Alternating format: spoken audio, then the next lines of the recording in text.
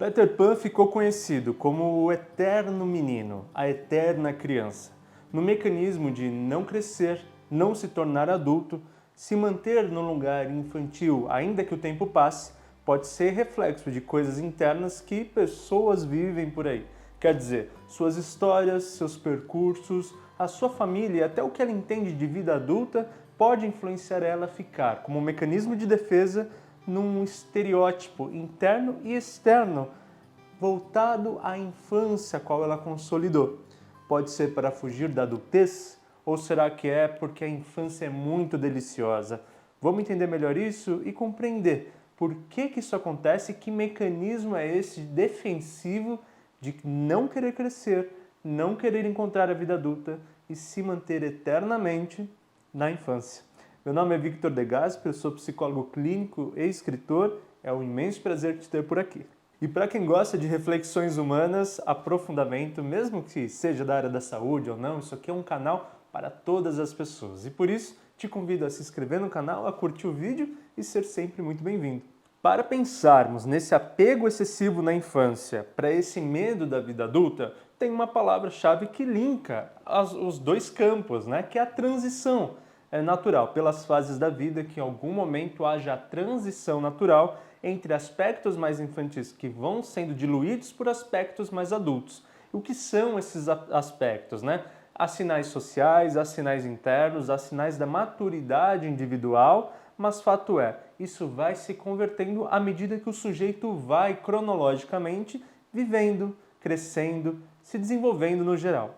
E aí, olha esse ponto que eu trouxe para nós pensarmos exatamente sobre a transição. O profundo bloqueio da transição. E por que profundo e por que bloqueio? Primeiro eu quero usar essa palavra profundo porque é importante entendermos que isso está em profundidades emocionais, até em campos muito inconscientes da psique. É fundamental a gente entender isso porque senão a gente fica buscando uma certa racionalidade e que não vai fazer sentido.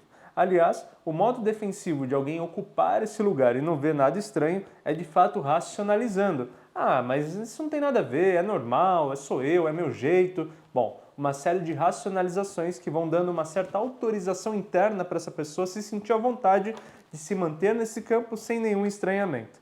Para o contrário da racionalização, nós precisamos entender a profundidade inconsciente que está ali temerosa, defensiva, se posicionando de alguma forma estratégica a não encarar esta transição de uma maneira a qual ela teme, a qual ela se assusta. E por que então um bloqueio, né? Exatamente, ela impede que esse momento chegue, que as maturidades, que as novas conexões aconteçam, porque se sabe que se ela construir esse projeto, se ela deixar esses mecanismos funcionarem, ela sai do lugar que estava e encontra esse novo lugar. Nós temos aqui dois campos, então, né? Infância e vida adulta. Nós podemos pensar nos dois campos de forma muito ampla. Por quê? Cada um tem uma história e cada um tem um processo de lidar com tudo isso. Mas, para nós entendermos um pouquinho, normalmente está mais no campo do quanto a vida adulta é um lugar assustador, o quanto há uma insegurança de evoluir para esse outro estágio. Claro que também é possível pensar que ali há uma infância tão bem consolidada, com tantos prazeres, que a pessoa quer ficar ali.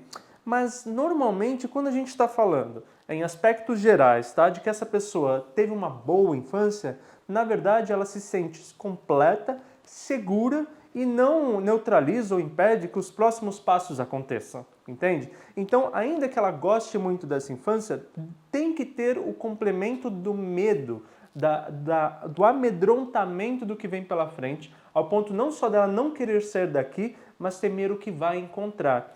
Então, é difícil entender que não haja esse amedrontamento. Pelo contrário, é o mais comum que aconteça em conjunção a outros elementos, como uma família que mima muito, que não estimula o amadurecimento, que não estimula esse crescimento, a individualidade ou até a independência.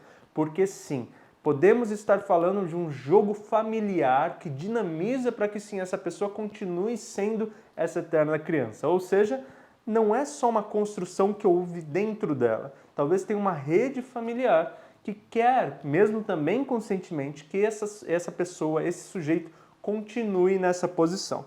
Mas vamos a uns exemplos um pouco mais palpáveis, porque quando nós estamos falando de um medo do que há pela frente, talvez seja realmente reconhecer que adultos são esses que estão ao seu redor. Primeiro, pode ser que ela já esteja próxima de adultos infantilizados, ou seja, já tem um campo ali que já fala para ela que ser adulto é isso mesmo e acaba não tendo uma evolução realmente madura.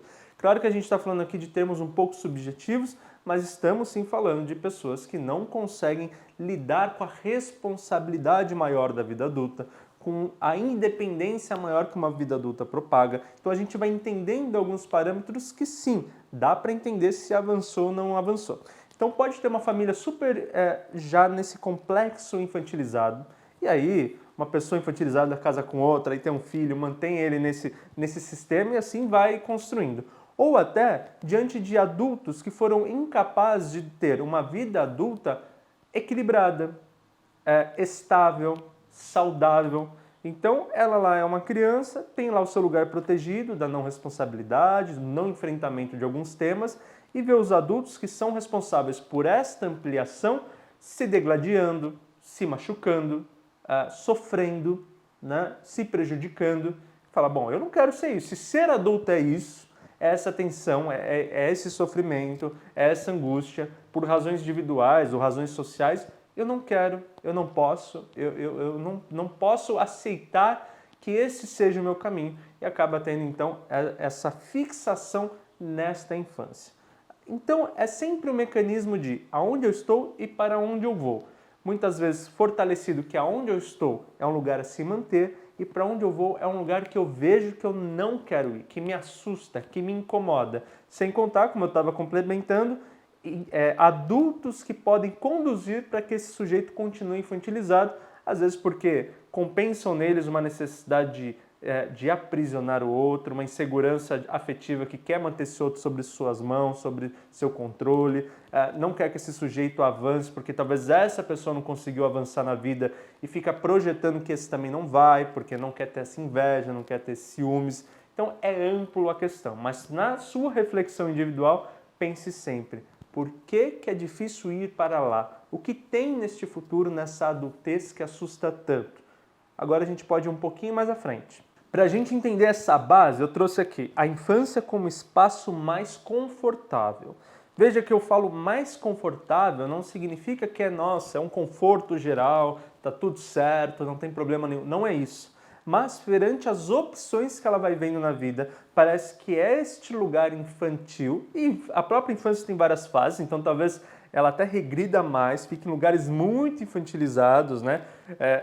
Cada vez mais, quanto mais defensivo, quanto mais assustador possa ser esse futuro, talvez mais infantilizado fique. Ao ponto de, então, ainda que não seja um conforto geral, ela compreenda que este lugar minimamente é melhor do que esse outro lugar que ela possa ir. Porque a infância, por característica básica, tem esse lugar, como eu já disse anteriormente, da não responsabilidade, da não atribuição, da não necessidade da independência, de algum modo, e aí acaba se fixando nesse setor. É gostoso? Talvez não, mas parece ser um pouco melhor, mais confortável do que seria ir para lá. Então, vai dando esse tom de que eu fico e me mantenho aqui, porque, olha, vou te falar uma coisa, aqui é muito melhor do que ali. E aí se fixa mais uma vez por todos aqueles trâmites que eu estava dizendo.